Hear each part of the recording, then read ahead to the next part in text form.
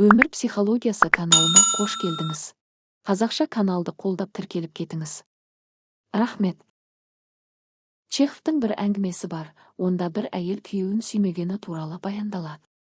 Ол онымен ұрыспайтын, айқай-шу шығармаса да, тіпті ешқандай кінәрат та тақпайтын. Олар пәтерде емес, өз теңіз жағасындағы үйлерінде тұрды. Ақша да жеткілікті. Бәрі бар, сондықтан ұрсуға себеп те жоқ еді. Бірақ әйел күйеуін сүймейтін. Басқа біреуді аңсайтын. Белгілі бір адамды емес, жай ғана басқа біреуді. Ол басқа біреуді шын жүректен сүйе алатын еді. Ал өмір сүріп жүрген адамына деген махаббаты болмады. Ол күйеуінен тітіркенетін, жек көретін, тіпті жынына тиетін. Күйеуі бастапқыда оны сүймейтінін түсінбеді. Ол бәрін жақсартуға тырысты, көзіне қарап, қамқорлық танытып құшақтайтын. Ал әйелге бұл тіпті ұнамады, одан сайын жаман болды. Бір күні күйеуі барлығын бір сәтте түсініп қойды. Сосын жай ғана қайыққа отырып теңізге, дауылға қарай жүзіп кетті. Ол ештеңе айтпай, үнсіз кетіп қалды. Әйелге кедергі келтіргісі келмегендей. Өзі үшін де өмір сүрудің мәні қалмады, сені сүймей, тек шыдап, ал ішінен жоқ болып кетуіңді тілегенде, қалай өмір сүресің?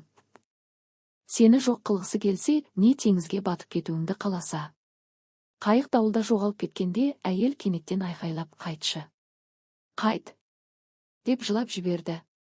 Сол сәтте ғана ол күйеуін сүйетінін түсінді. Оның керек екенін, оның жанында тірі, жылы, сүйетін адамның болғанын, сондай жақсы, адал, мейірімді екенін аңғарды. Қиял емес, идеал емес, жанында шынайы адам болғанын түсінді. Бірақ қайық көзден ғайып болды. Күйеуімен бірге жоғалып кетті. Әйел жағада тұрып, айқайлап шақыра берді, қайтшы. Қайтшы. Мен сені сүйемін. Бірақ оны естір ешкім жоқ еді. Теңіз шулап, дауыл ұлып, толқындар соғып жатты. Міне, әңгіме осымен бітеді. Өмірде де дәл осылай жиі болады, сүймеген, бағаламаған адам бір күні қайығына отырып кетіп қалады. Ал сіз қанша айқайлап қайта оралуын сұрасаңыз да, кеш болуы мүмкін. Кейде адамдар біреуді қаншалықты жақсы көретінін, бағалайтынын жоғалтып барып қана түсінеді. Мүмкін алдымен өзімізді түсініп, содан кейін біреуді ренжіту немесе немқұрайлы болу керек шығар. Әйтпесе кейін ұйықтай алмай, тамақ іше алмай, дем ала алмай, тек қайтшы. Оралшы. Әлі біраз уақыт бірге болайықшы деп қана сыбырлап қалатын боласыз. Жақсысы, егер оны естіп қайта оралса.